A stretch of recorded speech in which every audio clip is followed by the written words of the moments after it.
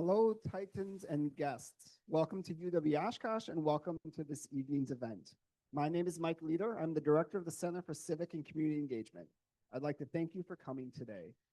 Beginning with thank yous, I'd like to point out that events like this one tonight do not happen without a team of people working together to ensure its success. I want to start by thanking the team from across campus who helped in a variety of ways. These people, Lisa, Nate, Ben, Craig, Alex, Aaron, Dave, Tracy, Oksana, along with the center interns of Jess, Raina, and Nevaeh. Without all of these people, tonight would not have happened. Let's give them a round of applause.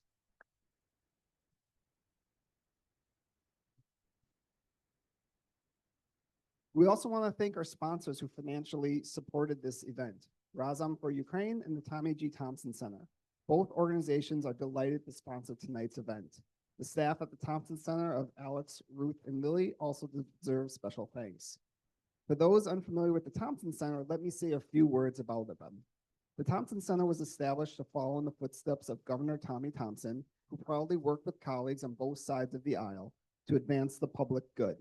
The Thompson Center seeks to carry out Governor Thompson's legacy by informing and inspiring current and future political leaders, fostering leadership skills, and promoting effective public leadership. They work to further these goals by offering public events, funding research and scholarships, honoring exemplary public leaders with the Distinguished Public Leadership Award, and conducting other activities across all UW campuses. All the events are free and open to the public. For more information about them, please check out their website. I'd also like to thank the UW-Oshkosh Model United Nations team for co-hosting and helping staff the event tonight. There are many Model UN team members here. Please talk to them about the amazing work they do. Now, several people have asked me, Mike, why is the Center for Civic and Community Engagement sponsoring an event about drones in Ukraine? There doesn't seem to be a natural fit there. However, as a center, our mission is to engage with the next generation of civic and community leaders to help them achieve the goals they can't on their own, to teach and to train them. Months ago, Vlad Plyaka came to me with an idea for an event. I originally told him no, but he was persistent. He refined his idea and he pushed me to help him. Many people know Vlad, and that's how he operates. After his second request, I agreed. See, Vlad is Ukrainian, but he's also a UW-Oshkosh student, and he's passionate about educating UW-Oshkosh students about what is happening in Ukraine and not letting the stories disappear from the public's eye. Vlad is our next generation of a community leader. The event you have seen today is a result of him. He had the vision, he did the work of applying for grants, securing funding, finding tonight's speaker, shipping drones to Oshkosh, developing the amazing exhibit that you're able to view tonight. I want to thank Vlad for sharing his story and Ukraine's story with us. Let's give him a round of applause.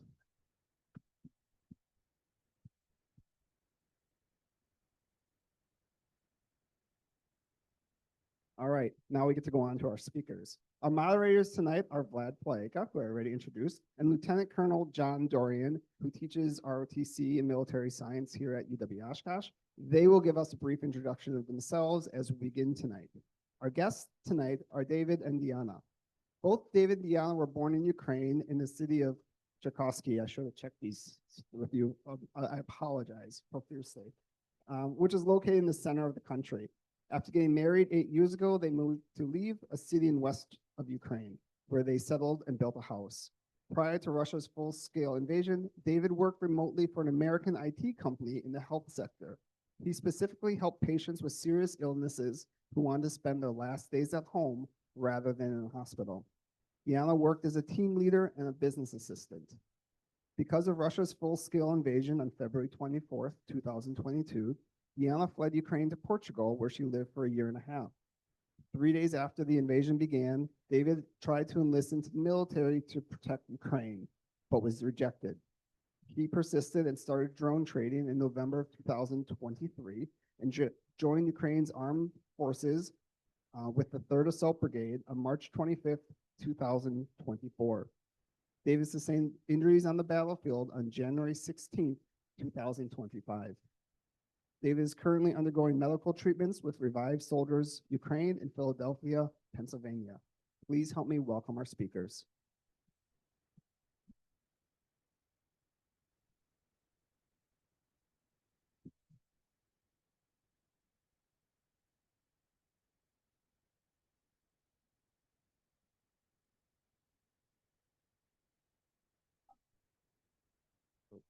All right. We good? I need to go further. Okay, is yours off? All right, we'll go with there. I could probably do it without a microphone, but I was reminded that the cameras need to be able to hear everything. Can everyone hear in the back? Awesome, fantastic. Hey, so my name is Lieutenant Colonel John Doran, and is Mike.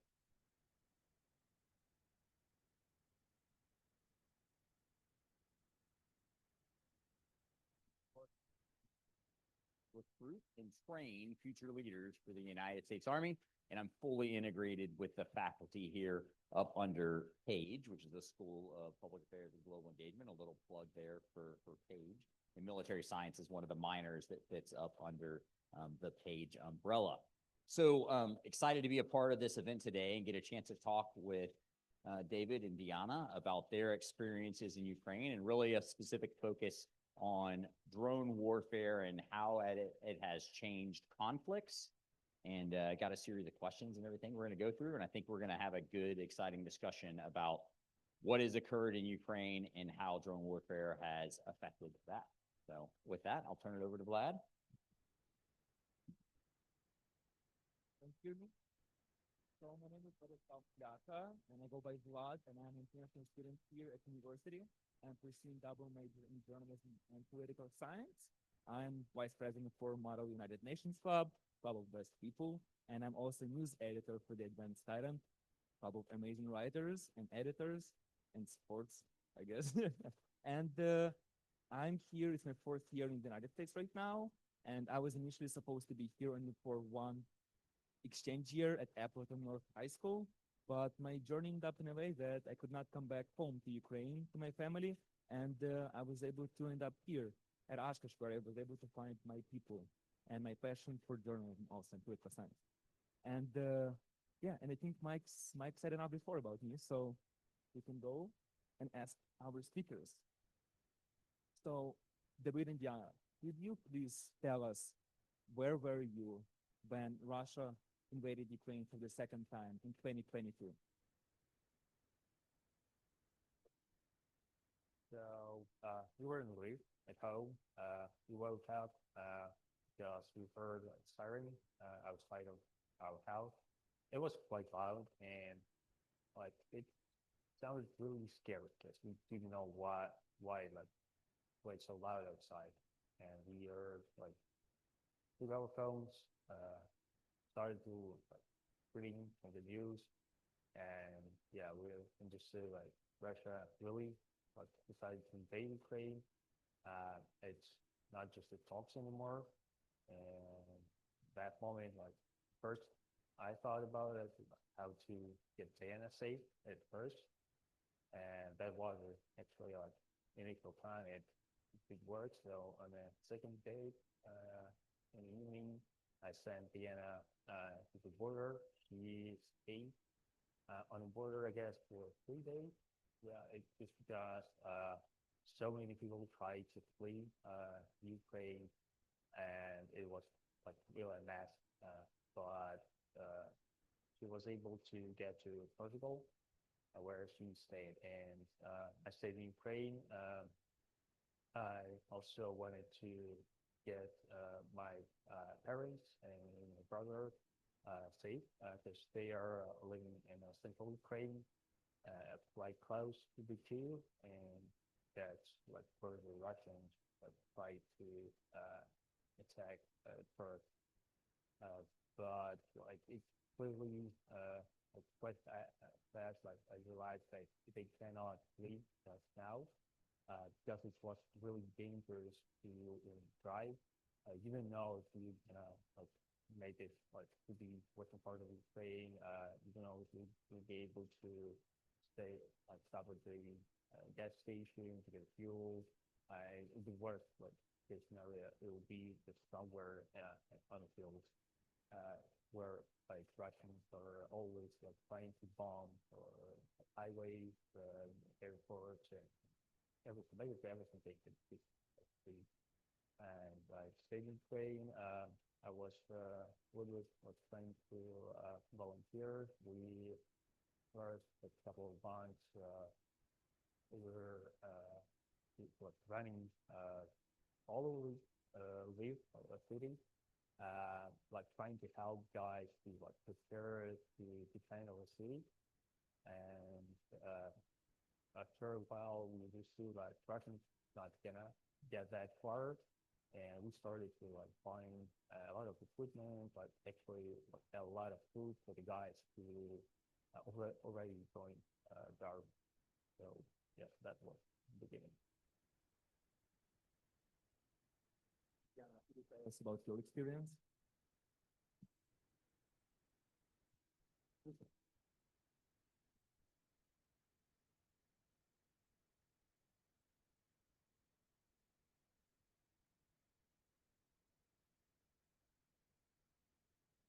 What about that? Thanks. Um, yeah, I want to add, like, from my perspective, as a member of the night, it was the first night when we know that Russia invaded Ukraine and the Ukrainian cities has been bombed and our people has been killed. And I remember it was February, it was winter. So me and David, the first night, we were going to sleep fully dressed, and we have our backpack. There was candles, water, of the documents, just in case if the house will be hit by rockets. So like we will have a backpack, so maybe we will survive. Also, we had a dog, Doberman. Her name is Helga. She was also sleeping fully dressed, and she was like in panic. She doesn't understand like what's going on.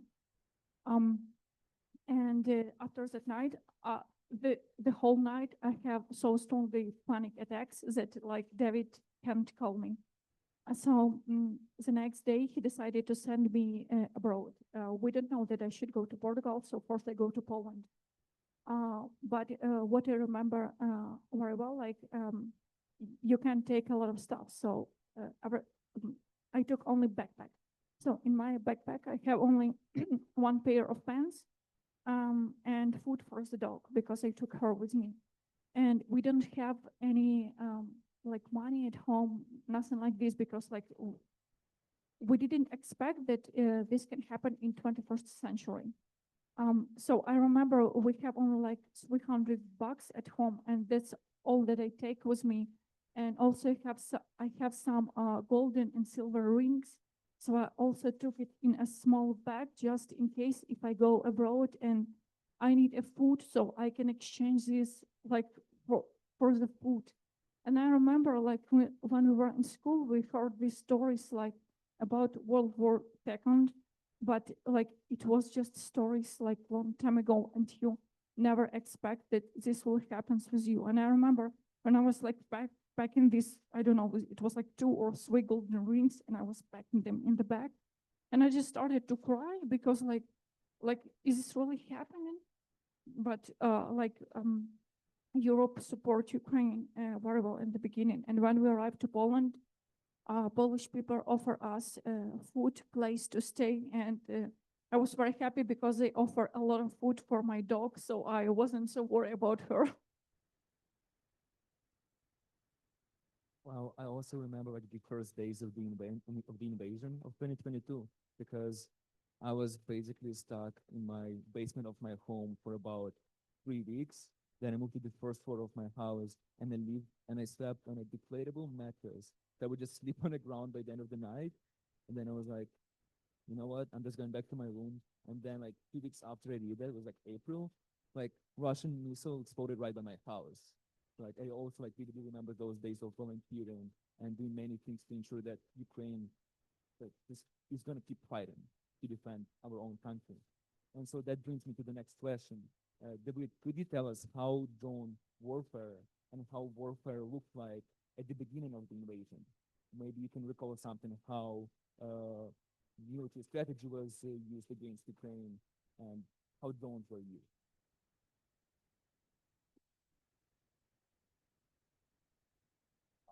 Don't seem like it wasn't effective at all. Like that. It was just rare to see from a footage from a drone because it was used mainly by the guys who already had like PGI mounted drones or like LTO drones, and they were used only for reconnaissance, and it was super rare. So it like really at that point, no one like thought that it will have like any potential at all.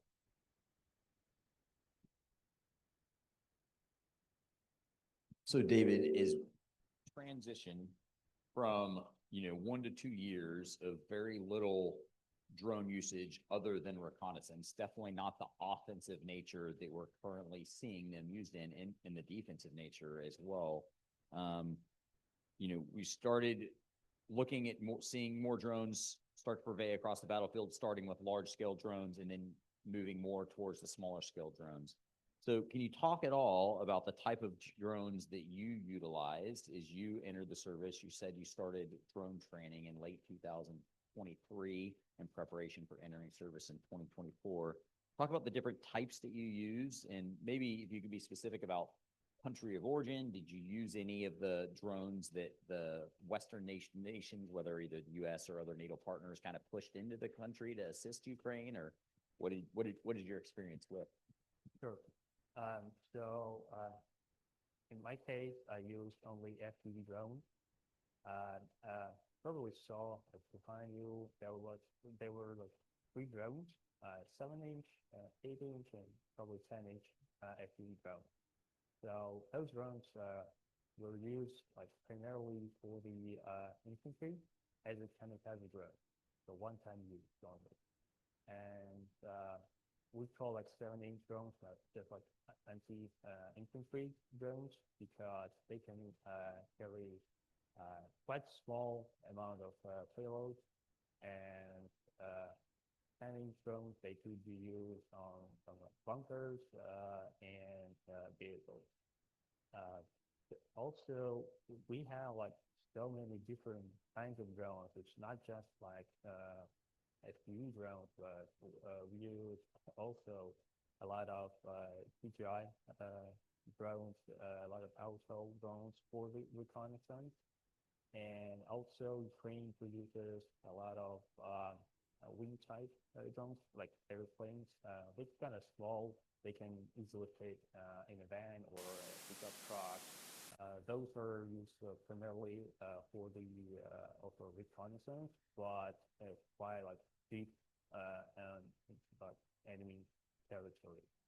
And also, my brigade used really big drones. They would be the size like as 2 of those tables, and they were used as like for the multiple like missions, like a bomber. So those drones are very expensive and super loud. So you cannot use them during the day because they are so big that it's really not a problem to shoot them down. So they would be used at night, and only if we know that like Russians are like on this position. So this drone would like fly in different like locations, drop payload, and hopefully return back. It's not always the case, unfortunately. We also lose a lot of drones because if you saw those like kamikaze drones, they are quite simple. It's really not that like different from the basic toys like for the hobby. Like those drones were used primarily for the racing, for the filming, and like this stuff, but they were kind of modified and used on a battlefield. So when you mention payload, you're talking about the explosives that the drones are going to carry, correct? Yes, we are using a lot of different explosives simply because, unfortunately, till this moment, we don't have any centralization for the kamikaze drones, for the bombers. So quite often, we are like cooking our own HE. HE stands for high explosive, if for those of you who have a question. So you can actually make that you can make it using a set of materials. It's nothing that's incredibly complex. It can be dangerous if you don't know what you're doing, but it can absolutely be done. Yeah, so they're used only for the like bunkers and dugout. That's where they attach it. And also, we're looking for artillery shells that artillery rounds that do not explode, and also looking for different rockets that are Russians just didn't use when they were fleeing, like just left there, or they fired a missile and it didn't explode and just stayed somewhere in the fields, in the woods. So we are gather those ammunition, we cut them and use their submunition because and just like some artillery shells, they are like a cluster bomb, we use submunition from those. So when David's talking about cluster munitions, certain artillery shells and certain rockets, they're going to have multiple what we'll refer to as bomblets or cluster munitions contained within those. So when they do reach either certain altitudes above the ground, depending on how they're set in a specific type, they're going to disperse those bomblets so they have a greater impact on a larger area than just the immediate area where they impact. So it's not just a single set of high explosive, it's multiple things that are contained within them. So as you talk about that, so a lot of the drones, DJI, which are Chinese made, right? And those are imported into the country through multiple sources. Some of it is sponsors that are sending them into the country from other countries. Some of it's probably from your brigade headquarters specifically, from the government, et cetera. Did you get an opportunity to use any sort of Western drones? Like we know that there are certain companies that are sending drones over for testing as Western nations are working to ramp up and determine how they're going to fight drone warfare in the future? Yeah, so in my case, I use primarily Ukrainian drones that were manufactured in Ukraine, and some of them were manufactured in China because China is the only country right now that can mass produce such quantity and quality plus the price. That unfortunately right now nothing can beat that. And I know in my brigade here we've seen a couple of times American drones. Not all of them are working because it's just a prototype. So obviously we need to use them, see what's working, what's not, and give a feedback. But the problem with that is that usually we got two or just one drone. It's not enough. It's quite often it's even kind of scary to use it in a mission because if we lose it, it's not good. So yeah. Super interesting to hear that you have been receiving some of that from the Western side of the house is we work, that's we being the Western nations work to advance our own technology. So to reduce reliance on China, for example, with the DJI drone. Can you talk at all about your training that you received and if you've had any opportunity to receive training from any of the NATO partners, or was all the training that you did from Ukrainian experience internal to Ukraine? So I learned how to fly a FPV drone at my home. It's really not that hard to do. I spent roughly 40 hours using simulator. You can just buy a remote controller that later will be used on a mission. Just connect it to the computer and just start learning how to fly. It's kind of complicated because those drones, kamikaze drones, they don't have any help, any stabilization. So all the movement you kind of do on your own. And this is advantage, of course. You can do really complex maneuvers, which is super important because it's not a problem to fly in straight line, right? It's not a problem to make a circle, turn around. It's easy. You can really learn it and do this in 40 hours. But what the most but difficult part is to find the target and to be precise. Because usually Russians, they trying to hide somewhere. You have to fly right up in a window. You have to fly between the branches. And those cameras, if you Google like FPV drone footage, you'll see that you cannot barely, it's really not possible to see anything there.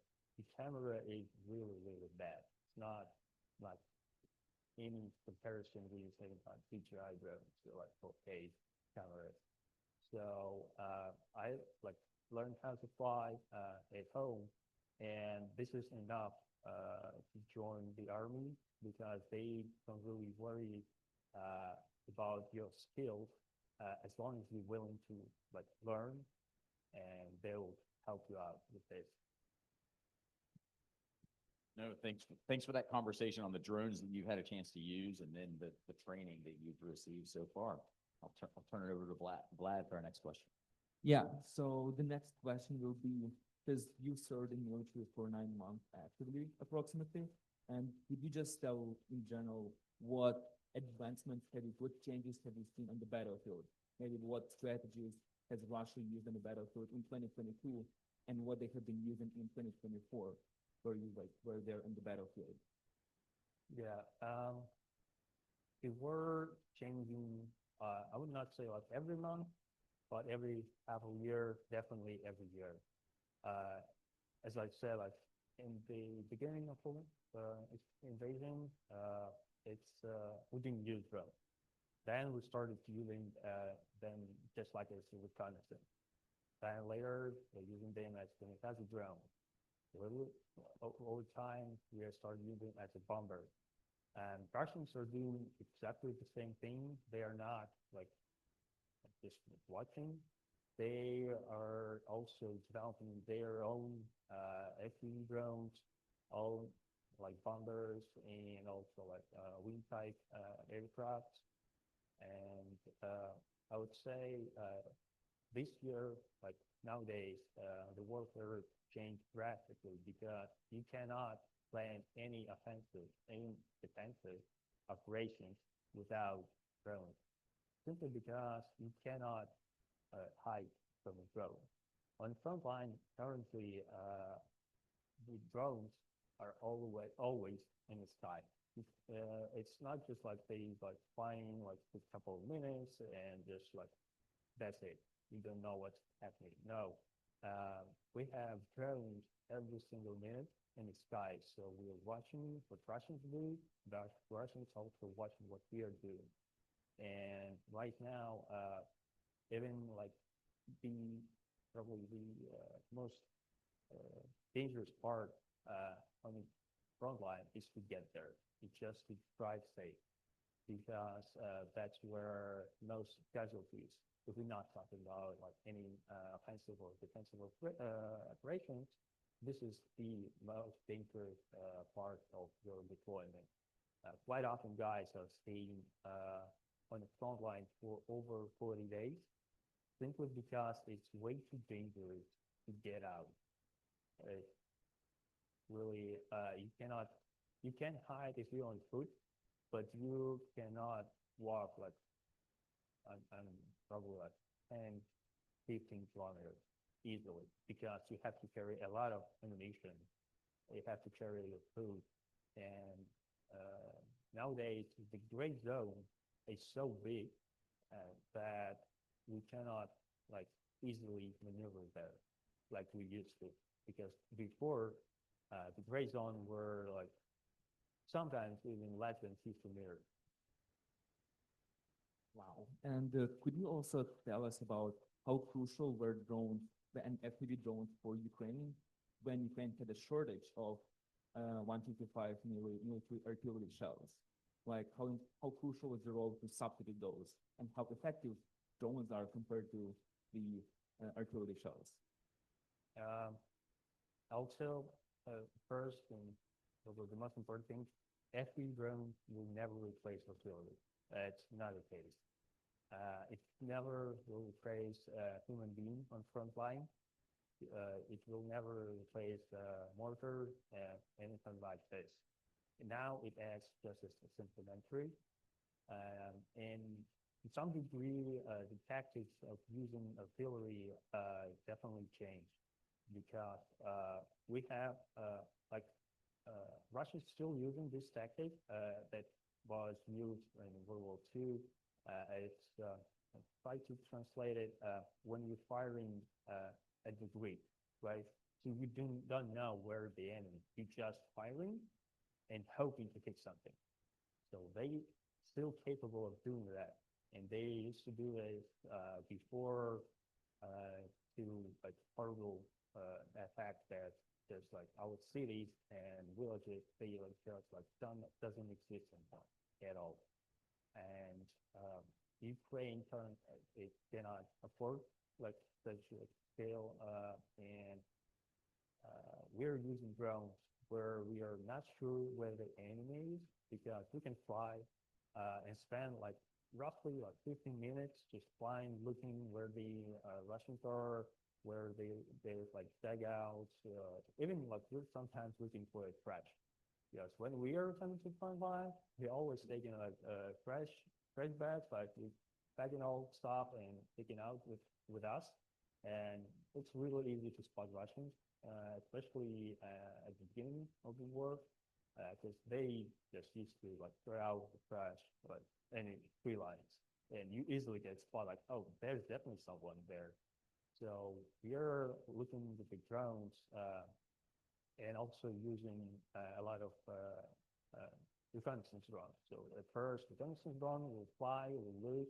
As soon as it thinks there is a target, we can send a FPV drone. If there is movement after like first hit, the commander should say, okay, like this, there, and FPV drone cannot like destroy a dugout or bunker because at best we can fly inside and destroy the entrance.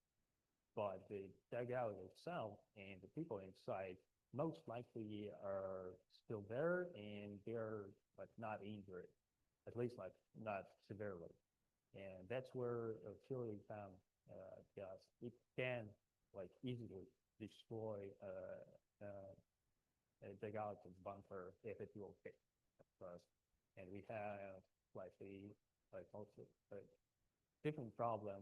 We don't have enough, not just like artillery rounds, but also we don't have enough like equipment for the artillery. So they use that so heavily that they are not that accurate anymore. So that's why we also have to use even sometimes more often FPV drones. We're sending like 3, 4, 5 FPV drones into like dugout if you know there's Russian stuff. Very interesting to have the conversation about artillery versus drone usage and hear your thoughts on will drone replace infantry on the front lines and other forms of combat. And kind of, what you're continuing to highlight is that drones are an addition to the traditional forms of combat that we're mostly familiar with and that were used at the start. They're not necessarily a replacement for. So it's pretty interesting to hear. I want to ask about two different kind of advancements that have been noted in the drone conflict, and that's fiber optics. So getting away from the radio control to try and defeat those countermeasures. So fiber optics, and then something newer, even I think, is what's being referred to as mothership drones. Some of the larger drones that are then transporting the smaller FPV drones to then be able to maneuver longer distances away. Do you have any information, or what is your awareness on those two type of new systems, and how are they working? Yeah, so we do have drones that carry smaller drones, but that's not that often. It's quite complicated. Those drones are only controlled by the radio because you cannot like attach so many wires to the drones, and it's mostly, I guess, in the development right now. but the fiber optic drones are used more and more every month, I would say. If we talk about like advancements and how this like worker where it's going, I would say like before we had like a couple of drones. We could use like 5 drones a day if we didn't have any additional drones, and we have to like save them for example, like if Russians can attack and we use all the drones, but like not good. And later we'll have like way more like drones, and then we started to see drones with night vision. So they were super rare as well. You could like have 2 of those on the shelf. You cannot use them, but if the Russians like at night they're attacking, you're allowed to use them. Now we have way more of those drones as well. So the next phase is fiber optic drones. They are really a scary thing because all the electronic, like radio electronic warfare, like those devices, you cannot like rely on them at all because you don't know which drone on which frequency it flies, and your device is like on different frequencies. So yeah, you can turn it on, but it doesn't mean you're safe or it will like disable the Russian drone. And your fiber optics is mostly used right now. It's actually for the hunting. We use it with like technique and Russians as well. So we don't have so much of those. And they are mostly effective against vehicles because if you fly such a drone not carefully enough between the trees, maybe buildings, it could be cable, just like not even snaps, but if it bends to 90 degrees, it's not even less. That's it. You lose your connection. So drone is lost. So you cannot use them in a city or like in a forest, for example. They are still used there, but not that often. And there is a risk, of course. And that's why we are using them for the hunting. What the hunting means is that Russians would usually attack, like maybe, especially in summer, like 4 a.m., 5 a.m. before the sun rises. So they are attacking like usually till like maybe lunch. So you have to work all the time, like sending the like standard drones, and like folks at the beginning, they all dead, like they're not pushing anymore, they exhausted, and when the night comes, nobody usually attacks because it's really dangerous. You don't know where you're shooting. Are those friendlies or enemies? So usually at night, everyone like come down, and the time for the logistics starts. So that's when the overtations are like is performed, and when all supplies are like moved. So that's when we are taking those drones with night vision and fiber optics, and that's how we can like fly really far, like 10 kilometers plus, and look for the enemy logistics, and especially if you'll see, for example, like tanks or BMP, BBRs, like anything that just like looks like an armored vehicle, we definitely will attack those like in priority because those vehicles now are really like they have like radio electronic warfare devices almost always. So even I tried to like attack a tank once with a standard drone, and I spent 20 minutes just like trying because like when this like defensive device is turned on, it basically turns off your control. So drone just flying wherever it wants to. So yeah, those drones like fiber optics, they are more and more used nowadays. Those are 2 of the latest developments in drone warfare, the fiber optics and then the mothership. The fiber optics, as David noted, super super interesting with its invincibility is not necessarily the exact word, but towards radio anti-drone warfare, and then it's interesting the advancement in fiber optic cable that has really made that possible to fly them. You said over 10 kilometers is the distance on those fiber optic drones. So, I can hear me.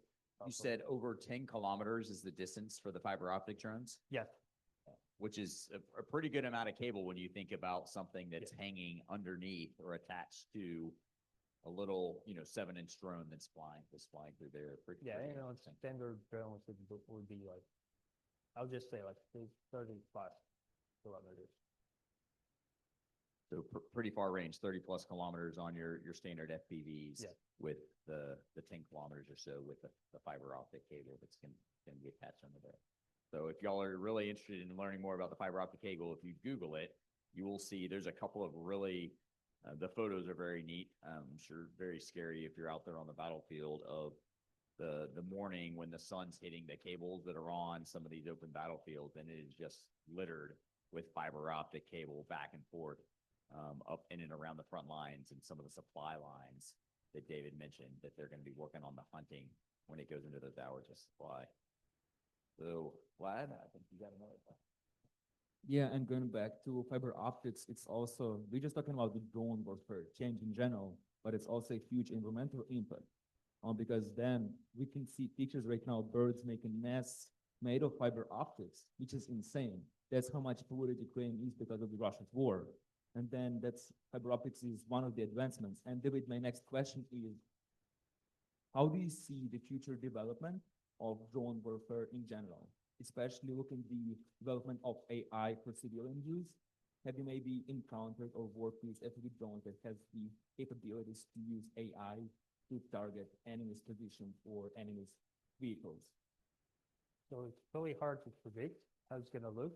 It evolves so fast and in different ways. As we're talking about AI, I already used a couple of drones that was powered by AI. Honestly, when people say AI, usually they don't know what that means. And quite often it's just machine learning. It's a little bit, it's not really simple, but it's not that like super advanced and fancy as it sounds. For now, I definitely could say that thing doesn't work, simply because the size will be like, for example, 7-inch. Let's take a 10-inch FPV drone. You have to factor so much in terms of electronics. Like basically, it should carry really powerful computer to understand what it sees. It not only like stops there, you have to equip it with a really huge camera, like 4K, I guess, like camera. Because if you don't see like there's like tank or a person, probably like machine learning also won't see it. And also it's question like you have to ask like what's gonna like power this computer, because the battery is already maxed out, because we have to carry a very heavy payload. The battery itself is super heavy, and now we have to also power this computer. And this is not like it's not going to be like probably newest feature when we see where like drones can like fly on its own. I mean, like on a standard like day on a front line, because also a drone doesn't really know how to fly and how to maneuver. One example I'll give you, we saw like a car park, definitely Russians, like print lines. We saw them moving, so we decided, okay, it's perfect target to test the drone with AI, because it's stationary. It's really not that hard. And what the drone did, like, as soon as we locked on a target, it just like decided to fly in a straight line. and it just hit the tree because it like didn't know it's there. Because person would like know if I don't see a tree, there's like a tree line somewhere below the zone, so I'm not gonna like fly in a straight line. You know, I'll try to maneuver. I'll like descend carefully, and for now, drones cannot do this. And even if like we have like another version of the drone with the AI, and it didn't fly in straight line, but it also just like flew in completely different direction.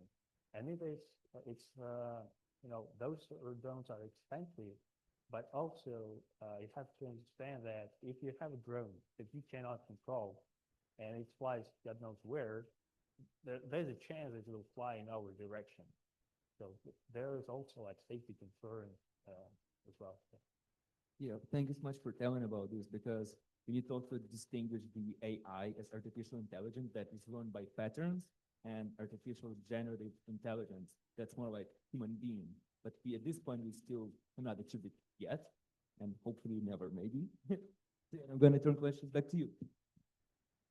Very interesting on the discussion of AI, and any of y'all either here at UWO or in the community have heard our chancellor speak. He's very big on AI, which is one of the reasons we wanted to ask the question and its potential implications as we look at the drone warfare. So, David, can you talk a little bit about the countermeasures that you and the 3rd Assault Brigade were using to try to defend against drones, whether it be a physical countermeasure like anti-drone netting or electronic warfare, or maybe, I don't know if y'all have this advancement and it's starting to come out in some aspects, but lasers even as anti-drone. Talk about the countermeasures. I'll say for sure we don't have lasers for now. I know it's like in the United States developed some sort of laser, but even yeah, yeah, and it's you as I know, like it's used on a battleship and uses tons of electricity. So unfortunately, we don't have this. What if we're talking about like countermeasures? It always comes to other question: where are you, and what are your role? We're talking about the infantry. The best countermeasure is just like stay inside. That's it. Like just try not to be seen. Move only under cover of night or like some vegetation, like anything that can hide you from a drone. If you hear a drone, it might sound weird, but like from a person who knows how to fly the drones, and when I'm saying this, sometimes to the other guys on the internet, like I would say, like don't move.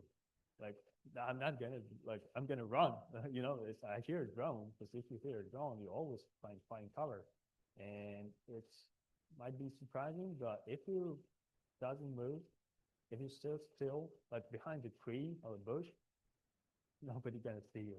It's really the cover is so bad there. So if you don't have a reconnaissance drone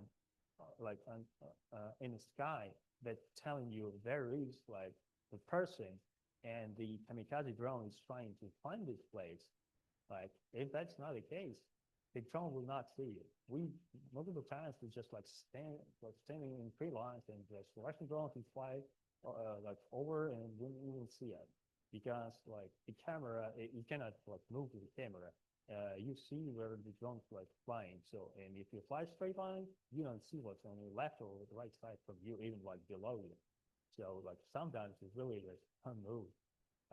But sometimes we have like anti-drone like the guns. Basically, it's also radio electronic warfare like device that like shoots radio frequencies to jam the drone. Those are not as common, but we have them. Russians have those, and they are using it quite often, I would say. Again, it doesn't mean it's gonna work. So many videos and so many like times we saw when the Russian is like really like pointing this gun, and drone just flies like easily, just because it's maybe it doesn't work actually, and maybe it's just like wrong frequency. You don't know. And if we're talking about the FPV crew, so what we would do, like everybody else, we always moving only at night. So we had like our procedures. So we are using pickup trucks, not because we want to, just because we don't have anything else. And what we are doing before deploying, we are driving on the like highway with the light. As soon as we get closer to the front line, like roughly like 40, 30 kilometers, we have to stop. We have to take all the lights or tailgate lights. We turn off the headlights. Everything inside the car is covered, and even like dashboard, we have to cover it because we're driving without light, using night vision devices, and this lighting can like make see the like outside from the car harder, but also it's super easy at night to see the car that moves with the light. Because whole front line, it's really fascinating how dark it is. It's no light at all. So the light discipline is really, really strict. You cannot use white light. It's always a red light because it doesn't like, it's not that visible from a distance. And we have to roll windows to hear, to listen for the drone. If we hear a drone, we have to stop it, have to find it, cover. I kind of know when I'm driving, I know the road, I know where I can turn, where I can hide, where I can hide the car, like inside the tree lines. If we are on location, again, stay inside, don't go out, like if you don't really have to. And also, we have to be careful with our like own drones because it's super easy to spot, catch your frequency and look what you see on the drone because it's not encrypted like at all. So it's also kind of important. Yes, but mostly. It's super interesting as we talk about the, how do you defend against drones? And it's the most interesting, I think, that the best defense is really the lowest tech, right? It's no lights, it's stop moving. So with the FPV cameras being so bad at this point in time, I think what advancement would definitely make it even more dangerous is cheaper cameras on those cheaper high resolution. So that's the word I'm looking for. High resolution cameras up on those FPVs would make it even more challenging. Would you agree?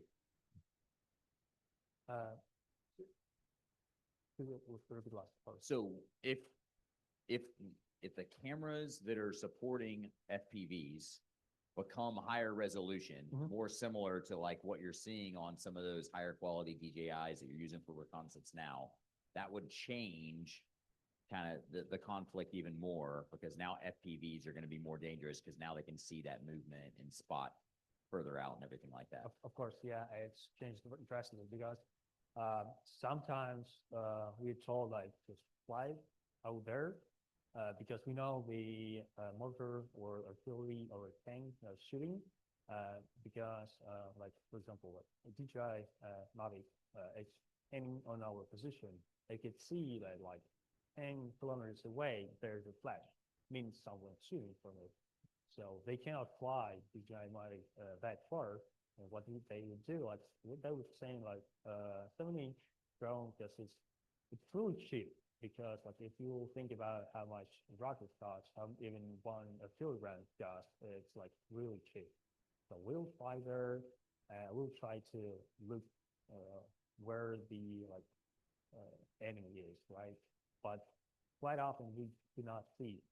So what sometimes we can do is to deploy the wind type reconnaissance drone.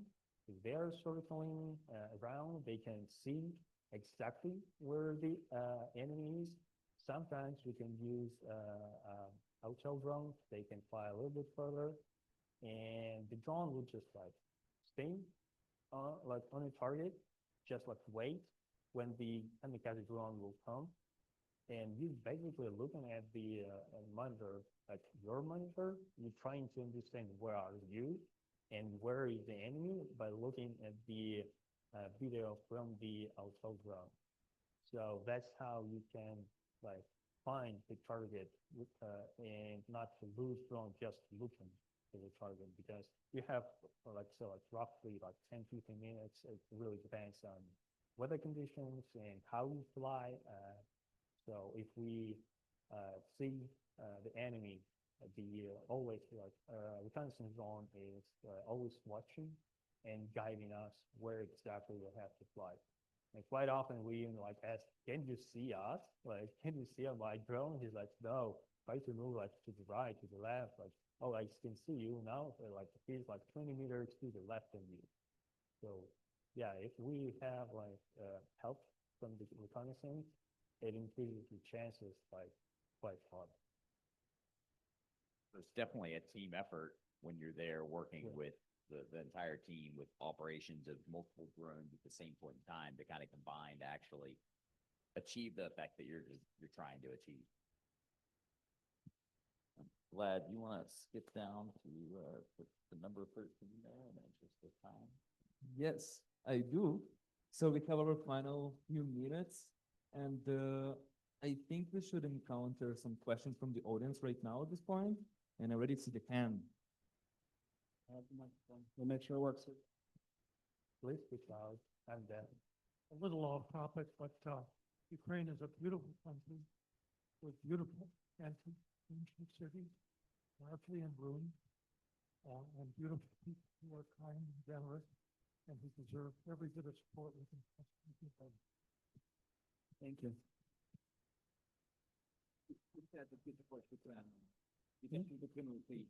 Please say your question loudly so he can hear you. Are you using infrared technology to find your targets? Get a bit more specific. What technology? Infrared. For what? Exactly. Like thermal imaging? Oh, yeah, sure, yeah. It's like I said, we have drones with a thermal. That's how we are flying at night, basically. And as I said, like we can use them only in vehicles because vehicles are hot basically at night. And if you look at the tree lines, you could like even look at the like tree lines. It's gonna be hot in the summer, so you cannot see like a person over there. So the only way that we can use thermals is on night drones.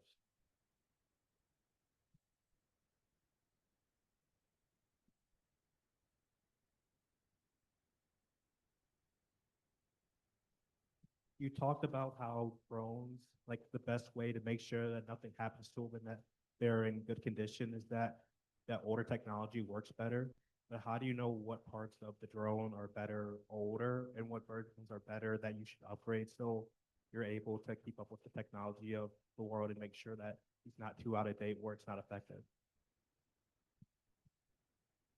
Could you tell, like, how do you know that some parts are old and what parts are new, like, what parts are outdated? Like, what's the advancement and development of that technology? Do you get that? In a drone. In a drone? Yes. Yeah. It's hard to answer because you'll be surprised that like some part of frontline, the drones that were produced like 2 years ago are still okay, just because Russians are not to bother. They're not bothering like using radio electronic warfare for those frequencies. So if it works, it works. You don't have to like come up with anything like new.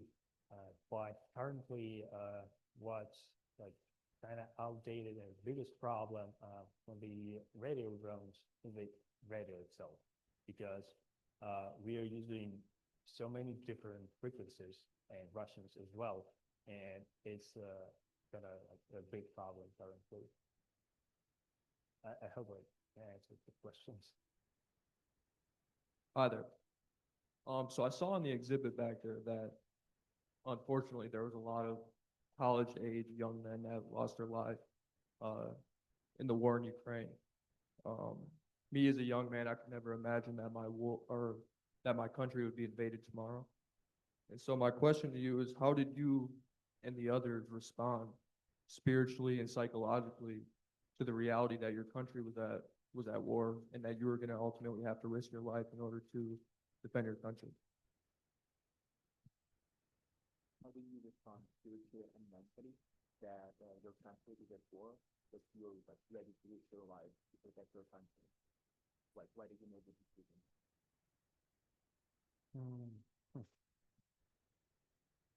I think every person will that's gonna continue playing. Every soldier will give you different answers probably, but essentially, quite often you will hear that we don't have any other choice. I have to protect my family. I know what the Russians are capable of.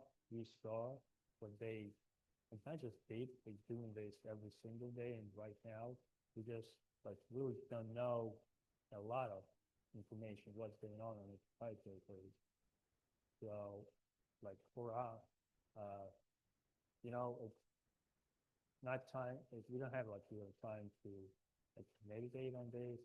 I guess when you're on the front line, you have a mission and you just like do it. Because if you start thinking about even sometimes I would say like I try not to think about family on the front line at all because of the destruction. It sometimes it's like force you to just to freeze, and if you freeze, you might not be you might be in like a danger for your body, because we rely on each other and we have to stay focused.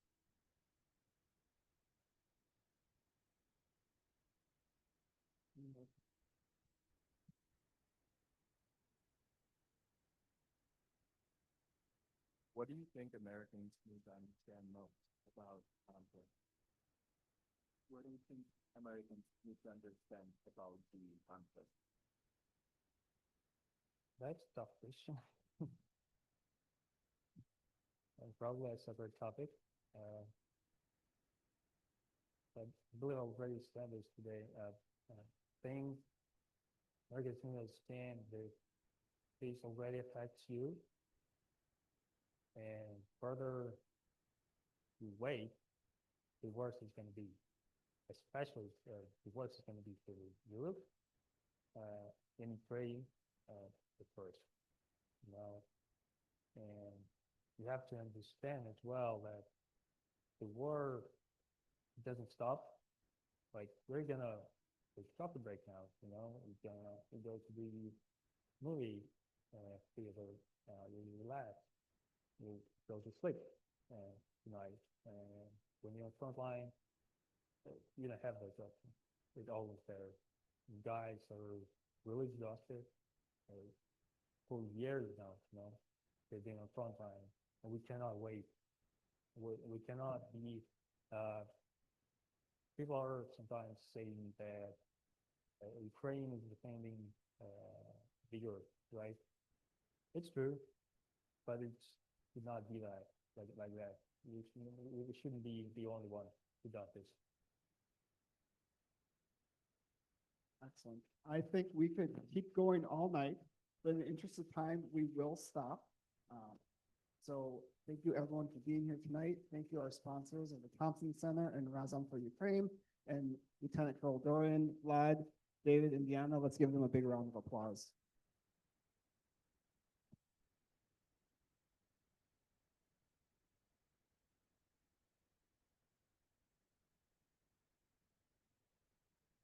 Have a good evening.